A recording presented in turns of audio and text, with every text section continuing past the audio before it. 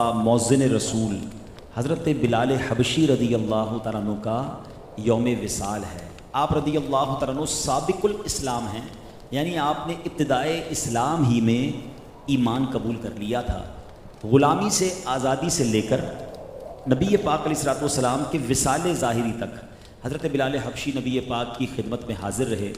आप मौज़िन रसूल भी हैं और आपकी एक और ज़िम्मेदारी थी, आप ख़ाज़िन मुस्तफ़ा अलैहिस्सलातु वस्सलाम भी हैं, यानी ख़जानची भी थे। प्यारे आका के घर के और तमाम मामलात के जो माली मामलात थे उसको टेक केयर करना, उसको हिसाब और किताब रखना, जो खैरात ज़कात नबी पाक जो तकसीम फरमाते थे लोगों में, उस तकसीम का हिसाब रखना भी वो हज़रत बिलाल हबशी की ज़िम्मेदारी थी। अल्लाह पाक के आखिरी नबी रसूल हाशमी अलैहिस्सलाम के विसाइल ज़ाहिरी के बाद हज़रत बिलाल मुल्क शाम तशरीफ़ ले गए, आखिर तक वहीं रहे और 20 सने हिजरी में यानी 21 मुहर्रम 20 सने हिजरी में आप इस दुनियाए फ़ानी से रुखसत हुए। आपका मज़ार मुबारक आज भी मुल्क शाम में मौजूद है। आपकी ज़िंदगी के बहुत खूबसूरत वाक़यात हैं, ऐसे ऐसे वाक़यात हैं कि अगर तफसील से हज़रत बिलाल को पढ़ें और सुने तो आँखें अश्क बार हो जाती हैं कि इस मर्द कलंदर ने ईमान लाने के बाद जितनी तकलीफ़ें उठाई हैं, जिस कदर आपको मार पड़ी है। अल्लाह अकबर। मुख्तसरन मैं आपको उनकी ज़िंदगी का पहले वाक़या कि ईमान लाने के बाद उनके साथ प्रॉब्लम क्या हुआ। ही इज़ फ्रॉम अफ्रीका, पहले याद रहे वो हबशा के थे और हबशा आज के दौर में इथोपिया को कहा जाता है। और ये भी अजीब सी बात है जो शायद बहुत सारे लोगों को नहीं पता होगी कि मक्का पाक के बाद मदीना तैयबा पहुँचने से पहले इस्लाम हबशा में पहुँचा था, यानी दूसरा वो शहर जहाँ इस्लाम पहुँचा मक्का पाक के बाद, क्योंकि पहली हिजरत जो हुई थी नबी पाक ने चंद सहाबा को जो हबशा भेजा था, हज़रत उस्मान गनी भी उसमें तशरीफ़ ले गए थे और भी सहाबा थे, हज़रत जाफ़र तैयार रदी अल्लाह तआला भी उसमें साथ थे। तो इस्लाम की रोशनी अफ्रीका में, मैं ख़ुद अल्हम्दुलिल्लाह इथोपिया गया तो वो इतना फ़ख्र से बताते हैं कि ये दारुल हिजरत है और अव्वलीन इस्लाम जिन मुल्कों में पहुँचा है उसमें नंबर 1 जो है वो इथोपिया है, वो हबशा है। हज़रत बिलाल हबशी वहाँ के थे। अच्छा, अब मक्के में रहते थे, ईमान ले आए मगर ग़ुलाम थे। अब जब बंदा ग़ुलाम होता है तो उसकी अपनी मर्जी नहीं चलती है। आपका जो आका था उमैया बिन खल्फ इस कदर जालिम बादशाह था कि वो हज़रत बिलाल हबशी को बड़ी शिद्दत के साथ मारा करता था। इतना मारता था कि जो मक्के मदीने गए उनको पता है कि वहाँ का हॉट वेदर, वहाँ की गर्मी कितनी आसान नहीं होती कि बंदा वह नंगे पैर मट्टी पर पैर रख सके, और फिर रेगिस्तान की मट्टी कितनी गर्म हो जाती है।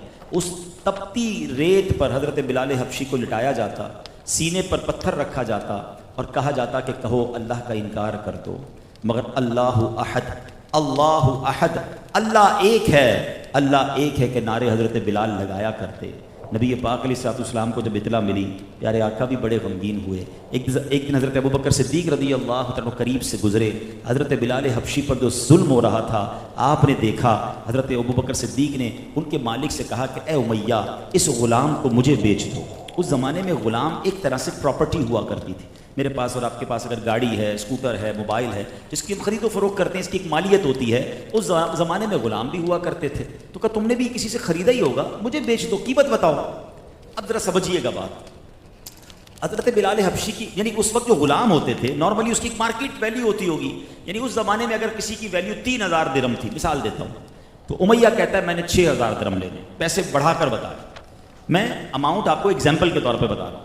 सैयदना अबू बकर सिद्दीक़ रज़ी अल्लाह तआला फरमाया मुझे मंजूर है, 6000 में मैंने ख़रीदा। कहा नहीं, अब मैंने 8000 में देना है, और बढ़ा दिया। कहा 8000 में, ठीक है, डन हो गया। कहा नहीं, 10000 में देना है।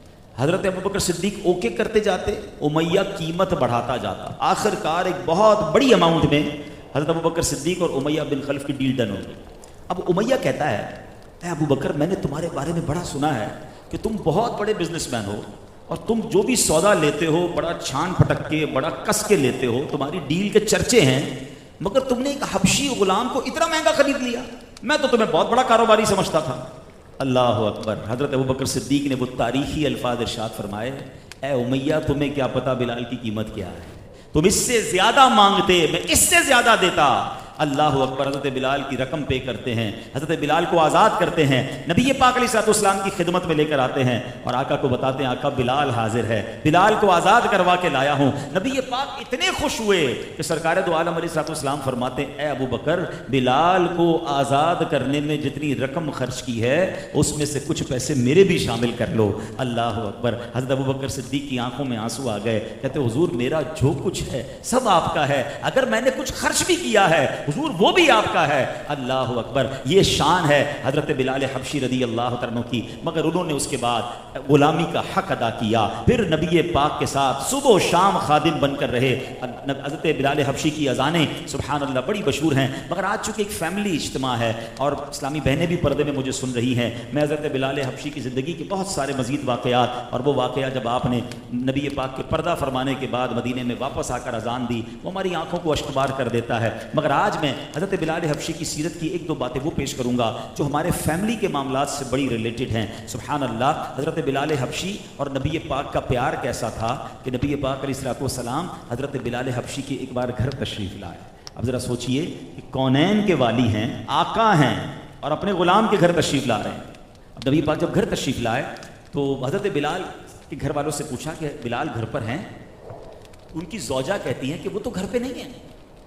پھر زوجہ محترمہ نے عرض کیا یا رسول اللہ صلی اللہ علیہ وسلم، مگر وہ جب گھر میں ہوتے ہیں نا تو ان کی زبان پر بس ایک ہی رٹ ہوتی ہے، ایک ہی جملہ ہوتا ہے، قال رسول اللہ، قال رسول اللہ، یعنی آج نبی پاک نے یہ فرمایا، آج میرے آقا نے یہ فرمایا۔ حضور جب وہ گھر بھی آتے ہیں تو آپ ہی کی باتیں کرتے ہیں، آپ ہی کا نام لیا کرتے ہیں، آپ کی حدیثیں سناتے ہیں۔ سبحان اللہ، جب ان کی زوجہ نے یہ گواہی دی تو پیارے آقا علیہ الصلوۃ والسلام نے کیا کہا؟ نبی پاک علیہ الصلوۃ والسلام فرماتے ہیں ما حدثک عنی بلال فقط صدقہ، بلال میری طرف سے جو بھی حدیث بیان کرتا ہے وہ سچ ہے، بلال لا یکذب، بلال جھوٹ نہیں بولتا ہے۔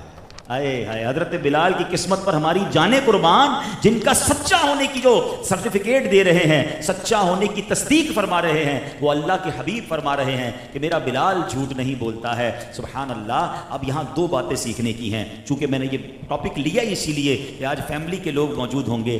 ہم اور آپ جب گھر میں ہوتے ہیں، گھر والے ہمارے حالات زیادہ اچھے جانتے ہیں، بعض اوقات ہم باہر تو بڑے اچھے بنتے ہیں، لوگوں میں نیک نمازی بھی ہیں، لوگوں میں جناب با اخلاق بھی ہیں، مگر کیا ہم اپنے گھر والوں کے ساتھ بھی نیک نمازی اور با اخلاق ہیں کہ اگر میرے بارے میں میرے گھر والوں سے کوئی پوچھے تو اسے کیا معلوم ہوگا؟ ہم سب اپنے بارے میں سوچیں۔ سبحان اللہ، حضرت بلال گھر میں نہیں ہیں، آپ کی زوجہ نے آپ کی کوئی مائنس بات نہ بتائی، حضور گھر میں بھی ہوتے ہیں تو آپ ہی کے خیالات میں گم رہتے ہیں، حضور گھر میں بھی ہوتے ہیں تو آپ کی باتیں کرتے ہیں، اور سبحان اللہ، اللہ کے حبیب کا اعتماد دیکھو کہ نبی پاک فرماتے ہیں کہ بلال جھوٹ نہیں بولتے۔ حضرت بلال کی سچائی کا اور حقیقت پسندی کا ایک اور واقعہ سنیے۔ حضرت بلال کے ایک بھائی تھے، آپ بھی افریقن تھے، آپ سے میں افریقن کہہ رہا ہوں تو اس سے آپ کو یہ سمجھ آ رہا ہوگا کہ رنگ روپ اور جو اسٹائل جو ہوتا ہے ان لوگوں کا تو ہیں دنیاوی طور پہ ان کا رنگ جو ہے وہ افریقہ والوں جیسا تھا۔ تو ان کے بھائی خالد نام تھا، کتابوں میں ان کا نام خالد لکھا ہے۔ اب ان کا نکاح کا وقت تھا، آج بھی ہم ایک نکاح کی محفل میں ہیں، تو اب کیا ہوا، انہوں نے حضرت بلال کو ساتھ لیا کہ حضور چلیں ذرا میرے رشتے کی بات ہے۔ اچھا وہ سمجھے کہ موزن رسول ساتھ چل رہے ہیں اور اتنی بڑی شخصیت ہیں تو ذرا میری بھی خاندان میں بات چیت بھی اچھی ہو جائے گی، وہ حضرت بلال کو لے کر گئے کہ رشتے کی بات کرنی ہے۔ تو اب لڑکی والے سامنے بیٹھے، حضرت بلال اور ان کے بھائی ساتھ بیٹھے، اور حضرت بلال نے اپنے بھائی کا رشتے کے لیے گئے تھے۔ تو حضرت بلال کہتے ہیں کہ آپ ہمیں جانتے ہیں؟ لڑکی والوں سے کہتے ہیں یہ میرے بھائی ہیں، ٹھیک ہے، اور ہم پہلے غلام تھے، اللہ پاک نے ہمیں آزادی عطا فرمائی ہے، ہم گمراہی میں تھے، اللہ پاک نے اپنے نبی علیہ الصلوۃ والسلام کے ذریعے ہمیں ہدایت عطا فرمائی ہے، ہم غریب تھے، اللہ پاک نے ہمیں غنی کر دیا ہے، اپنا سارا بیک گراؤنڈ بتا دیا اور کہا اگر آپ کو رشتہ کرنا ہے تو آپ رشتہ کر دیجئے، ہم ایسے لوگ تھے، اب اللہ نے ایسا کر دیا ہے۔ اللہ اکبر، پسند نہیں ہے تو بھی کوئی بات نہیں، ہم چلے جائیں گے، اگر آپ کو رشتہ نہیں کرنا تو ہم چلے جائیں گے۔ حضرت بلال کے بھائی دیکھ رہے ہیں کہ میرا بھائی تعارف کیسے کروا رہے ہیں، بتا رہے ہیں ہم پہلے غلام تھے اب آزاد، ٹھیک ہے غلام تھے، بتانا ضروری تو نہیں تھا، حضرت بلال نے سب بتا دیا۔ اب لڑکی والے بھی کتنے سعادت بنتے، کہتے ہیں ہمیں آپ کی پیشکش منظور ہے، انہوں نے فوراً رشتہ قبول کر لیا۔ اب جب واپس گئے تو حضرت بلال کے بھائی کہتے بھائی جان میں آپ کو لے کر گیا، آپ نے تو ساری باتیں بتا دی ان کو، کچھ تو چھپا لیتے، ہم غلام تھے یہ بھی بتا دیا، ہم غریب تھے یہ بھی بتا دیا، ہم مسلمان نہیں تھے یہ بھی آپ نے بتا دیا، ساری باتیں بتا دی۔ آئے ہائے، حضرت بلال کہتے ہیں میں نے سچ بولا ہے اور اسی سچ کی بدولت تمہارا رشتہ طے ہو گیا ہے۔ اب یہ بات اتنی زبردست ہے جو آج کے معاشرے میں بہت زیادہ ڈیزاسٹر بن رہی ہے کہ نارملی رشتے کے وقت بہت چیزیں بڑھا چڑھا کر بتائی جاتی ہیں کہ جناب ہم تو یہ ہیں تو ہمارا اتنا بچہ لڑکا اتنا کماتا ہے. اچھا لڑکی والوں کی طرف سے بھی بہت لمبی لمبی لسٹیں بتا دی جاتی ہیں کہ ہماری لڑکی کو یہ سارے کام آتے ہیں. پھر رشتے کے بعد پتہ چلتا ہے کہ نہ یہ وہ تھا نہ یہ وہ تھا یا وہ تھی. پھر بعد میں بعض اوقات جھگڑے ہوتے ہیں, کمزوریاں ہوتی ہیں. تو نہیں میرے پیارے اسلامی بھائیوں, پہلی بنیاد ہی سچ پر رکھنی چاہیے. آج چھپائیں گے کل تو نہیں چھپ سکے گا نا. آج اگر جھوٹ پر کسی عمارت کی بنیاد رکھی جائے گی, یہ کب تک عمارت چلے گی, یہ کب تک معاملہ چلے گا. تو کبھی بھی زندگی میں صرف رشتے کی بات نہیں ہو رہی ہے, رشتے میں بھی, کاروبار میں بھی, اور زندگی کے ہر معاملے میں آپ نے سچ بولنا ہے. بڑی خوبصورت بات بزرگوں سے سنی ہے, سچ کو آنچ نہیں ہے. سچ بات بعض اوقات سامنے والوں کو بری لگتی ہے, لیکن ابھی بری لگ جائے تو اچھا ہے. ایسا نہ ہو کہ آگے جا کے رشتے ٹوٹ جائیں, آگے جا کے کاروبار تباہ ہو جائے, آگے جا کے پارٹنرشپیں ختم ہوتی ہم نے دیکھی ہیں. نہیں میرے پیارے اسلامی بھائیوں, اب مسلمان ہیں اور مسلمان جھوٹ نہیں بولتا ہے, اور یہ جھوٹ اللہ کو اتنا ناپسند ہے. اللہ اکبر. حدیث پاک میں آتا ہے, سنیے, نبی پاک علیہ الصلوۃ والسلام ارشاد فرماتے ہیں کہ جھوٹ کیا چیز ہے, کہ جب انسان, روایتوں کا مضمون ہے, جب انسان جھوٹ بولتا ہے نا تو اس کے منہ سے ایسی بدبو نکلتی ہے کہ فرشتہ اس بدبو سے 1 میل دور ہو جاتا ہے. اب آپ سوچئے رحمت کے فرشتے کتنے دور ہو گئے جو روز جھوٹ بولتے ہوں گے. پھر ہم کہتے ہیں گھر میں برکت نہیں, کاروبار میں برکت نہیں. تو نہیں میرے پیارے اسلامی بھائیوں, ایک اور حدیث پاک ہے, بلکہ حضرت امام عبد الرحمن جوزی رحمۃ اللہ تعالی علیہ فرماتے ہیں, جب مومن بلا عذر جھوٹ بولتا ہے تو اس کے منہ سے بدبودار چیز نکلتی ہے, یہاں تک کہ وہ عرش پر پہنچ جاتی ہے, اور عرش اٹھانے والے فرشتے اس پر لعنت کرتے ہیں, اور ان کے ساتھ 80,000 فرشتے بھی لعنت بھیجتے ہیں, اور 80 خطائیں اس کے ذمے لکھی جاتی ہیں جن میں سب سے کم احد پہاڑ کی مثل ہے. یعنی 80 ایسی خطائیں اس کے نام پر لکھی جاتی ہیں جیسے ایک خطا کم سے کم خطا احد پہاڑ کے برابر ہے. تو یہ اتنا بڑا بوجھ ہے جھوٹ بولنا جو ہم اپنے اوپر لاد رہے ہوتے ہیں. کچھ مذاق میں جھوٹ بول رہے ہیں, کچھ ویسے ہی جھوٹ بول رہے ہیں, کوئی کام نہیں پھر بھی جھوٹ بول رہے ہیں, ایسی تفریح میں جھوٹ بول رہے ہیں, کچھ مال بیچنے کے لیے جھوٹ بول رہے ہیں, کوئی رشتہ بنانے کے لیے جھوٹ بول رہا ہے. نہ کریں ایسا, اپنا امیج بڑا ہو جائے, لوگوں کو پتہ چلے میں کتنا بڑا آدمی ہوں. کیوں جھوٹ بولنا ہے بھائی, جدھر رہتے ہیں ادھر بتا دیں, کیا ضرورت ہے اپنی سوسائٹی مہنگی والی بتانے کی. اچھا پھر جھوٹ بول کر سنبھالنا بھی مشکل ہے. ہمیشہ ایک بات یاد رکھیے گا, جھوٹا جو ہوگا نا وہ آلویز مضطرب رہے گا, پریشان رہے گا, کیونکہ اس کو جھوٹ سنبھالنا ہے. وہ کہتے ہیں ایک جھوٹ کے لیے پھر کئی جھوٹ بولنے پڑتے ہیں. اب جیسے یہ آفس میں کچھ لوگ کام کرتے ہیں, لیٹ ہو گئے, بھائی کیوں لیٹ ہو گئے, ٹریفک جام. آپ نے جھوٹ بولا, بتا دیتے میری آنکھ دیر سے کھلی, گھر سے دیر سے نکلا, تھوڑی سی ڈانٹ پڑ جائے گی لیکن گناہ تو نہیں ملے گا. اچھا یہ تو ٹھیک ہے, اب کیا ہوا, ٹھیک تو خیر یہ بھی نہیں ہے, مگر ایک اور کیا کرتے ہیں, 2 دن چھٹی کی. چھٹی کیوں کی, نانی کا انتقال ہو گیا. اب ساری زندگی یاد رکھنا ہے کہ آفس میں نانی کا انتقال ہو چکا ہے. اب نانی دوبارہ کبھی ایسا نہ ہو نانی کو بیمار کہہ دیں, کیونکہ نانی تو گھر میں بیٹھی ہے, وہ 2 دن چھٹی کے لیے نانی کا انتقال کیا. اب سنبھالیں اس فائل کو, کہاں رہتے ہو بھائی, اور رہتا رنچوڑ لائن میں, کہتا رہتا ڈیفینس میں ہوں. اب ساری زندگی دوستوں کے سامنے یاد رکھنا ہے کہ یہ والے دوستوں کو ڈیفینس بتایا ہوا ہے, کبھی نیند میں بھی پوچھیں گے تو غلطی نہ ہو جائے. ٹینشن اپنے پر خود ہی ٹینشن پال لی نا. جھوٹ بولنے کیا کام کرتے ہو بھائی, میرا تو بہت بڑا بزنس ہے. کس چیز, اب کس چیز کا بزنس پوچھے گا تو ایک اور جھوٹ بولنا پڑے گا. کرتا تو نوکری تھا, اب سوچے گا بزنس کون سا بناؤں, پھر فوری طور پر بزنس بنا لے گا کپڑے کا. اچھا کون سے کپڑے کا, اب تیسرا جھوٹ لیڈیز کا. اچھا کیا امپورٹ ایکسپورٹ, اب ایک کے بعد ایک جھوٹ. اب یہ بھی یاد رکھنا ہے کہ فلاں والے بھائی کو لیڈیز کپڑے کا کاروبار بتایا ہوا ہے. اب جھوٹ تو یاد نہیں رہے گا. 4-6 مہینے بعد بندہ پوچھے کیا کرتے, تو بولے یار میں تیل کا کام کرتا ہوں. تم تو کپڑے کا کرتا تھا. ہاں ہاں ہاں وہ کرتا تو تھا, پھر وہ کپڑا ختم ہو. اب ایک کے بعد ایک جھوٹ. آپ کیوں جھوٹ بول کر اپنے اوپر, ایک تو گناہ کا انبار الگ لگا ہوا ہے, دوسرا آپ مضطرب رہیں گے. روایتوں میں آتا ہے سچے کے چہرے پر نور ہوتا ہے, اطمینان ہوتا ہے. سچا ہمیشہ پرسکون ملے گا آپ کو, کیونکہ اس کو ٹینشن ہی کوئی نہیں. آپ جب پوچھیں گے بتائے گا کیا کرتا. اچھا میں کیا کرتا ہوں, اس سے میری ذات کو کیوں ڈیگریڈ آپ سمجھتے ہیں. بھائی کوئی غریب آدمی بھی ہے تو اللہ نے اسے غریب بنایا ہے, اس کو کس بات کی ٹینشن ہے کہ وہ غریب ہونے پر شرمندہ ہو رہا ہے. مگر پرابلم ہمارا یہ ہو گیا ہے کہ ہم غریب بننا بھی اگر غریب ہیں تو بھی اپنے آپ کو شرمندہ سمجھتے ہیں, اور انفارچونیٹلی جب کوئی امیر ہو جاتا ہے تو وہ اپنے غریب رشتہ داروں کا تعارف کرانے میں شرم محسوس کرتا ہے. میں کیسے بتاؤں میرے چاچا رکشہ چلاتا ہے, میں کیسے بتاؤں میرے چچا کا بیٹا سائیکل پہ گھر پہ جاتا ہے, کیا حرج ہے. میرے آقا بلال حبشی کے گھر گئے, نبی پاک علیہ الصلوۃ والسلام کے پاس کتنی سواریاں تھیں. اللہ اکبر. اب سنیے, سرکار دو عالم علیہ الصلوۃ والسلام کونین کے والی ہیں. آپ چاہتے تو جنت کے خزانے آپ کے پاس آ جاتے. خود فرمایا میں چاہوں تو یہ پہاڑ سونے اور چاندی کے بن کر میرے ساتھ چلیں, مگر نبی پاک نے اختیاری طور پر غربت والی زندگی گزاری. علماء نے اس پہ بڑا ڈیبیٹ کیا کہ پیارے آقا رب کے حبیب ہیں, یہ کائنات جب ان کے لیے بنائی گئی, آپ بہترین گھروں میں رہتے, آپ بہترین پوشاک استعمال کرتے, آپ مہنگی ترین خوشبوئیں استعمال کرتے, زبردست سواریاں استعمال کرتے, آپ کیوں فقر و فاقہ میں رہے, آپ کیوں چٹائی پر سوتے رہے, آپ نے کیوں جناب مٹی کے برتن میں کھانے کھائے؟ اللہ اکبر. علماء نے اس کی بہت خوبصورت حکمت بیان کی. فرمایا اگر میرے آقا شاہانہ زندگی گزارتے نا تو جو غریب امتی ہوتے وہ سارے سوچتے رہتے کہ ہم سنت پر عمل کیسے کریں گے, ہم کہاں سے کروڑ روپے کا لباس پہنیں, ہم کدھر سے جناب 5 لاکھ کی خوشبو لگائیں, ہم کدھر سے جناب مرسیڈیز کار لیں. نبی پاک کا تو اس زمانے میں سب سے مہنگا گھوڑا تھا, آج کی سب سے مہنگی سواری تو یہ ہے. وہ غریب تو مر جاتا. نبی پاک نے غربت والی زندگی گزاری کہ ہر غریب مسلمان خوشی خوشی نبی پاک کی سنت پر عمل کرتا چلا جائے. اور اگر امیر کو سنت پر عمل کرنا ہے تو وہ اپنے آپ کو ڈاؤن لائے, اپنی زندگی میں سادگی لائے تاکہ نبی پاک کی سنت پر عمل کر سکے. تو ایسے میرے آقا ہیں. تو ہم کس بات کی شرم میں مبتلا ہو کر جھوٹ بولنا شروع کر دیتے ہیں, اور یہ جھوٹ کس طرح خاندانوں کو برباد کرتا ہے. اور کچھ لوگ جھوٹے لوگ ہوتے ہیں, یاد رکھیے کہ جھوٹ بولنا بھی نہیں ہے اور جھوٹوں کو قریب رکھنا بھی نہیں ہے. قرآن کہتا ہے کونوا مع الصادقین, سچوں کے ساتھ ہو جاؤ. ہمیں تو اچھا ہی دوست وہ لگتا ہے جو لمبی لمبی وہ پرانی ایسی عجیب عجیب باتیں کرے اور ہم اس کے ساتھ جناب ہنسی مذاق کر رہے ہوتے. نہیں, جھوٹوں کے ساتھ نہیں رہنا ہے. آپ بتائیے, خود آپ کو جملہ پتا ہے جھوٹے پر خدا کی لعنت, جس پر لعنت برس رہی وہ میرا دوست ہے تو مجھ پر بھی برسے گی نا, اس کا ریفلیکشن آئے گا. یاد رکھیے گا. اب یہ آخری واقعہ میں آپ کو سناتا ہوں جس سے میری بہنوں کو بھی سبق لینا ہے اور میرے بھائیوں کو بھی سبق لینا ہے. واقعہ کیا تھا کہ ایک شخص تھا, تاجر تھا ایک زمانے میں, اس کے پاس بڑے پیسے تھے. اب اس کی شادی ہوئی. شادی کے بعد اللہ نے اس کو بڑی اچھی بیوی عطا فرمائی. اس کو اپنی بیوی سے پیار بھی بہت تھا. اس نے کہا میری زوجہ کہاں گھر میں کام کرے گی. اس زمانے میں بھی غلام وغیرہ بکتے تھے. اس نے کہا جاتا ہوں کوئی اچھا سا غلام لے آتا ہوں اور میری زوجہ کا وہ گھر بار کا سارا سودا سامان بھی لائے گا, خدمت بھی کرے گا. تو اس نے جناب ایک بڑے اچھے غلام کی نظر آیا, بڑا ہیلدی سا, بڑا مضبوط توانا آدمی تھا. کہا یار یہ سارے کام کر دے گا.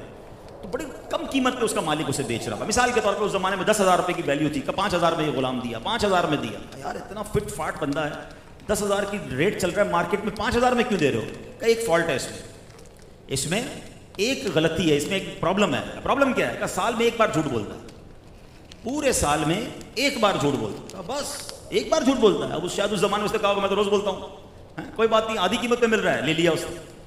اب غلام لے کر گھر آیا, زبردست غلام, روز کھانا بھی پکا رہا ہے, صفائی بھی کر رہا ہے, گھر کے کام بھی کر رہا ہے, ایوری بڈی از ہیپی. تھوڑے دنوں کے بعد وہ دن آ گیا کہ سال میں اس کے جھوٹ بولنے کا جو دن تھا. اب اس ظالم نے کیا کیا, کہتا ہے کہ میری اس کی بیوی کے پاس جا کر کہتا ہے, اور نئی جن کی شادی ہوئی ہے اس کی بیوی کے پاس جا کر کہتا ہے کہ ذرا میری جو ہے نا بات غور سے سنیے گا. آپ کا جو شوہر ہے نا وہ کسی بڑے آدمی کی بیٹی کو چاہنے لگا ہے اور اس کا ارادہ یہ ہے کہ وہ آپ کو چھوڑ دے گا اور آپ کے علاوہ کہیں اور شادی کر لے گا. وہ بیوی تو بیوی, عورت تو عورت ہی ہوتی ہے. اچھا ایسا بات تو سننے میں فوراً تیار ہے نا ہم. اگلا جو بھی کہے, جھوٹ کہے, سچ کہے, ہم کان کے اتنے کچے ہیں کہ کوئی ہمیں کسی کے بارے میں بات کرے ہم فوراً مان لیتے ہیں. اچھا میرا شوہر ایسا ہے. ایک غلام کی بات سن کر شوہر پر بدگمان ہو گئی. ہاں تمہارا شوہر بالکل پلان بنائے بیٹھا, اندر کی خبر لا رہا ہوں. ہمیں بھی لا کے لوگ یہی کہتے ہیں نا بھائی صاحب بڑی اندر کی خبر لایا ہوں, اور ہم بھی کہا نا اچھا بتا بیٹھ چائے بھی پی بھائی, بتا اندر کی خبر کیا ہے. یہ لوگ ہمارے کاروبار, ہمارے اس کو حدیثوں میں چغل خور کو محبتوں کا چور کہا گیا, اور ہمیں چغل خور سب سے زیادہ پسند ہے جو ہمیں کبھی ادھر کی لگائی کبھی ادھر کی بجھائی. ایس میں عورتیں بھی ہوتی ہیں اور اس میں ایسے مرد بھی ہوتے ہیں. اب سنیے, وہ عورت کہتی ہے اچھا میرا شوہر ایسا, کہا بالکل پکی اندر کی خبر لایا. حل بھی بتا. ایک حل ہے, میں ایک بابا کو جانتا ہوں, وہ کچھ پڑھائی کرے گا, آپ کے شوہر کا ارادہ بدل جائے گا. جلدی بتا کیسے کرنا ہے. بس آپ اپنے شوہر کے گلے کے پاس جو بال ہے نا 3-4 بال مجھے کاٹ کے دے دو, بس پھر میں عمل کروا دوں گا. اچھا ٹھیک ہے, یہ استرا لے لے, اس استرے سے آپ رات کو سوئے تو کاٹ لیجیے گا. ٹھیک ہے. اب گیا شوہر کے پاس, حاجی صاحب اندر کی خبر لایا ہوں, بڑی خطرناک بات ہے. بولا کیا بات ہے؟ کہ آپ کی بیوی کے پلان ٹھیک نہیں ہیں. کہ کیا پلان ہے؟ بولا آپ کو قتل کرنا ہے. اس کا ارادہ آپ کو قتل کرنے کا ہے اور آپ کے ساری جائیداد پر قبضہ کرنے کا ہے اور کسی اور کے ساتھ شادی کرنی ہے. ایسا ہو ہی نہیں سکتا. اتنا پیار, اتنی محبت ہمارے اندر, نئی شادی ہوئی ہے, وی آر سو ہیپی. نہیں میں آپ کو صحیح بتا رہا ہوں, یقین نہ ہے تو رات کو دیکھ لیجیے گا, ذرا آنکھیں کھلی رکھیے گا, جاگتے رہیے گا. آپ کی بیوی اس طرح لے کر آئے گی, آج رات کو آپ کا گردن کاٹ دے گی. اچھا ہو تو نہیں سکتا, مگر تو کہتا ہے تو پھر بھی دیکھ لیتا ہوں. رات کو بستر پر آندھی آنکھیں بند, آندھی آنکھیں کھلی, تیار بیٹھا ہے. ایسا ہی ہوا. بیوی آئی بیچاری, اس کو دوسری پٹی پڑائی ہوئی تھی. وہ جیسی اس طرح کو گردن کے قریب لے کر آئی, مرد کی تو سٹی گم ہو گئی کہ واقعی مجھے قتل کرنے آئی ہے. اس نے بیوی کے ہاتھ سے اس طرح لیا اور بیوی کے گردن پہ پھرا دیا. اپنی بیوی کو خود قتل کیا اور دوسرا کو بندہ خود جیل میں چلا گیا. وہ ایک بار سال میں جھوٹ بولنے والے نے ہنستا بستا گھر اجاڑ کر رکھ دیا۔ اب یہ واقعہ کتابوں میں لکھا ہے، مگر ایسا کام کرنے والے ہمارے خاندانوں میں بستے ہیں، ایسا کام کرنے والے ہماری مارکیٹوں میں بستے ہیں، بلکہ ہمارے دوستوں میں ایسے لوگ ہم نے بٹھائے ہوتے ہیں۔ ہمیں مزہ بہت آتا ہے کہ اس کی کوئی خبر لے کر آئے۔ آج جو آپ کے سامنے کسی کی چگلی کر رہا ہے نا، کل وہ کسی اور کے سامنے آپ کی بات بھی کر رہا ہوگا۔ آج آپ بڑے مزے لے کے سن رہے ہو، لیکن وہ آپ کی باتیں بھی کسی اور سے کرتا ہے، ہمیں تو یہ سمجھ نہیں آتی۔ اس کو حدیثوں میں محبتوں کا چور کہا گیا۔ آپ کو ایک نعرہ سننے کو ملتا ہوگا دعوت اسلامی ماحول میں کہ غیبت کریں گے نہ سنیں گے، اور محبتوں کے چور چغل خور، یہ اس لیے نعرے لگائے جاتے ہیں کہ خیال کیجئے، آنکھیں کھلی رکھیے، اور یہ سب کچھ جھوٹ ہے جس کی وجہ سے یہ نحوست پھیلتی ہے۔ ہم مومن ہیں، ہم سچے آقا کے امتی، ہم کیوں جھوٹ بولیں یار؟ اچھا پھر مذاق میں جھوٹ بول رہے ہوتے ہیں۔ حدیثوں میں آتا ہے جو لوگوں کو ہنسانے کے لیے جھوٹ بولتا ہے وہ قیامت کے دن روتا ہوا جہنم میں ڈالا جائے گا۔ ہمیں فکر ہی نہیں ہے۔ کوئی چٹکلوں کے نام پر جھوٹ بول رہا ہے، کوئی دوستوں کو ہنسانے کے لیے جھوٹ بول رہا ہے، کوئی مال بیچنے کے لیے جھوٹ بول رہا ہے کہ یار چلو جھوٹا، آپ جھوٹ بول کے مال بیچ لو گے، برکت کہاں سے لاؤ گے؟ ایسی حرام روزی کو کرنا کیا ہے؟ نہیں، کاروباری لوگ بھی بیٹھے ہیں، آپ سچ بولیں۔ آپ کہیں گے یار میں جھوٹ نہیں بولوں گا، ساری مارکیٹ مال بیچ دے گی، میرا رہ جائے گا، پھر ایمان کدھر گیا؟ پھر اللہ پر بھروسہ کدھر گیا؟ اللہ روزی دینے والا ہے۔ آپ آج بھی دیکھ لیں، پوری مارکیٹ میں اگر ایک دکاندار سچ بول کے مال بیچ رہا ہو، بے شک مہنگا بیچے، اوریجنل چیز دے، اس کا مال پھر بھی بک رہا ہوتا ہے، مگر ہمیں لگتا ہے کہ نہیں جناب ہم جھوٹ بولیں گے تو ہی مال بکے گا۔ نہیں میرے پیارے اسلامی بھائی، آخری حدیث تاجروں کے لیے سنا دیتا ہوں، پھر انشاءاللہ اپنے بیان کو ختم کرتا ہوں۔ بڑے پیارے پیارے نعت خواں بھی موجود ہیں، انشاءاللہ محفل چلتی رہے گی۔ حدیث پاک میں میرے آقا علیہ السلام نے ارشاد فرمایا، بے شک تاجر ہی فاجر ہیں۔ اور یہ کتنا خطرناک جملہ ہے کہ تاجر ہی گناہ گار ہیں۔ ہم سارے تاجر ہیں بھائی، مگر اس کی انٹرپریٹیشن، اس کی تفصیل آگے حدیث میں کیا فرمائی؟ صحابہ کرام نے عرض کیا کہ حضور کیا اللہ نے خرید و فروخت حلال نہیں فرمائی؟ اگر تاجر فاجر ہیں تو خرید و فروخت تو اللہ نے حلال فرمائی ہے نا۔ وہ بھی چونک گئے تھے صحابہ کرام کے۔ پیارے آقا علیہ السلام نے فرمایا کیوں نہیں؟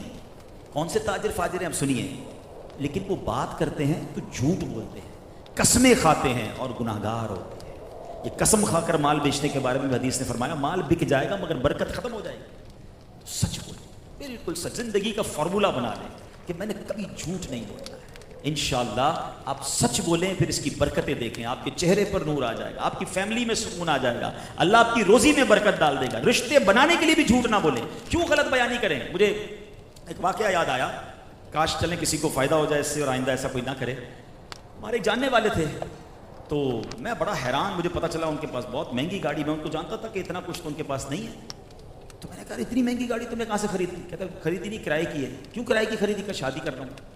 تو کیوں؟ بولے گھر سسرال والوں کو بتایا میری گاڑی ہے۔ بڑے مجھے کہتے عبدالحبیب بھائی بہت بڑے خاندان میں رشتہ ہوا ہے۔ رشتہ بڑے خاندان میں کیسے ہو گیا تمہارا؟ کہتا ہے میں نے ان کو بہت باتیں بتا دی ہیں، میرا یہ بھی بنگلہ ہے، تو میرا یہ بھی، بولا بنگلہ بھی کرائے پہ لیا ہے، گاڑی بھی کرائے پہ لی ہے۔ میں نے کہا کتنے دن تک کرائے چلاؤ گے؟ کیوں کر رہے ہو ایسا؟ اس وقت بھوت سوار تھا اس کے، اور 2-4 مہینے بعد دوبارہ ملاقات، کیا ہوا؟ طلاق ہو گئی۔ بولے جب مجھے ان کو پتا چلا کچھ بھی میرا نہیں تھا، تو میں نے یہی تو سمجھا رہا تھا تمہیں کہ جھوٹ پر کیوں عمارت قائم کرنی ہے۔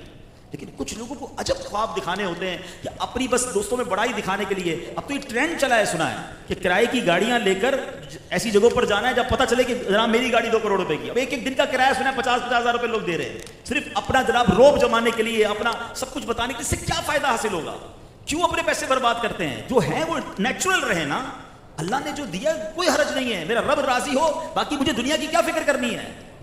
اللہ کرے کہ دل میں اتر جائے میری بات۔ تو بہرحال اللہ اس شادی کو خانہ آبادی فرمائے، آپ سب کو اللہ سلامت رکھے۔ یہ بہت اچھا ٹرینڈ ہے اور اس ٹرینڈ کو باقی رہنا چاہیے، بڑھتے رہنا چاہیے کہ شادی کی تقریبات میں اس طرح کی قرآن و حدیث کی باتیں ہوں، نعتیں ہوں، دعائیں ہوں۔ اللہ ہم سب کو اس کی برکت عطا فرمائے۔ لیکن ایک بات میں بزرگوں سے ضرور کہوں گا کہ نعت خوانی بھی ہو اور اس کے بعد پھر الٹے فنکشن نہ ہو، ورنہ یہ بھی ٹرینڈ بن گیا ہے کہ چلو ایک نعت خوانی بھی کر لو اور اس کے بعد باقی بھی سارے کام کرو۔ تو ایسے نہیں ہونے چاہیے۔ اللہ کو ناراض کر کے ہماری خوشیاں نہیں ہونی چاہیے۔ ہم کو رب کو راضی رکھیں گے تو اللہ ہماری خوشیوں میں بھی برکتیں ڈال دے گا۔ ایسی پیاری باتیں دعوت اسلامی کے ماحول میں سیکھنے کو ملتی ہیں۔ دعوت اسلامی کے مرکز فیضان مدینہ تشریف لاتے رہا کریں، مدنی چینل دیکھتے رہیں، میری اسلامی بہنیں بھی اسلامی بہنوں کے اجتماع میں جائیں تو انشاءاللہ برکتیں ملیں گی۔ اللہ پاک ہم سب کی حاضری کو اپنی بارگاہ میں قبول فرمائے۔ صلو علی الحبیب صلی اللہ علیہ وسلم۔